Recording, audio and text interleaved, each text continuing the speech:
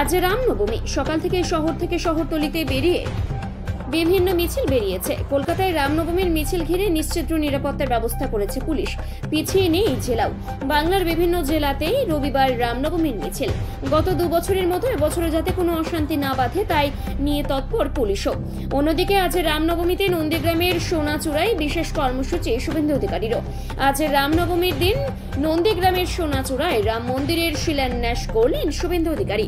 গেরুয়া ধ্বজায় মুড়ে ফেলা হয়েছে গোটা এলাকা। শিলান্যাসের পাশাপাশি পুজো পাঠ, যজ্ঞ কীর্তনের আয়োজন করা হয়েছিল। আমন্ত্রণ জানানো হয়েছিল সমস্ত হিন্দুত্ববাদী সংগঠনকে। নন্দীগ্রামের বিধায়ক ও রাজ্যের বিরোধী দলনেতা শুভেন্দু অধিকারী সোনাচূড়া বাজার থেকে মিছিল করে এসে রাম মন্দিরের শিলান্যাস করেছেন। উপস্থিত ছিলেন সমস্ত সাধু সন্ত। এরপরে নন্দীগ্রামের আরো একটা মন্দিরে যান শুভেন্দু অধিকারী। এদিন তিনি যোগ দেবেন অন্যান্য অনুষ্ঠানেও। রাম রাম রক্ষবাব এই আওয়াজ তুলেছিলেন নদিয়া নগরে। তিনি নদিয়া থেকে তমলুক হয়ে পুরী পর্যন্ত গেছেন।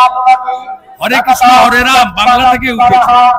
রাম আস্থার প্রতীক, রাম ভারতবর্ষের আত্মার প্রতীক।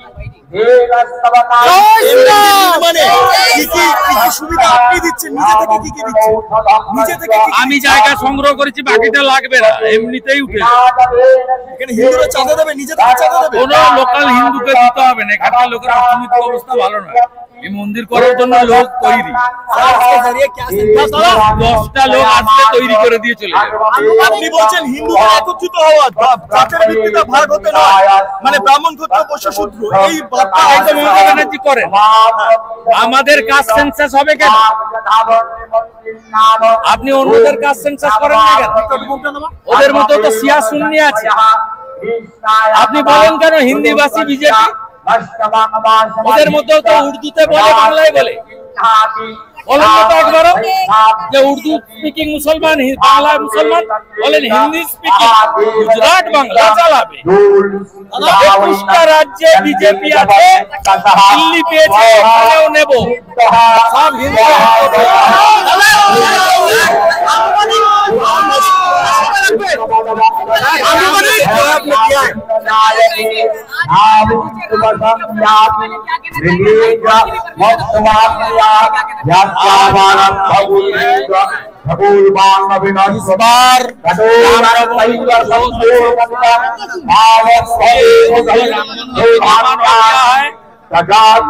महाकुंभ भी हो गया है।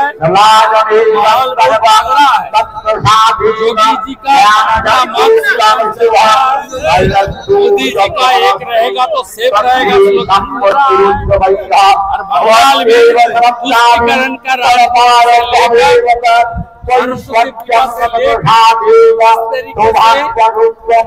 भक्त की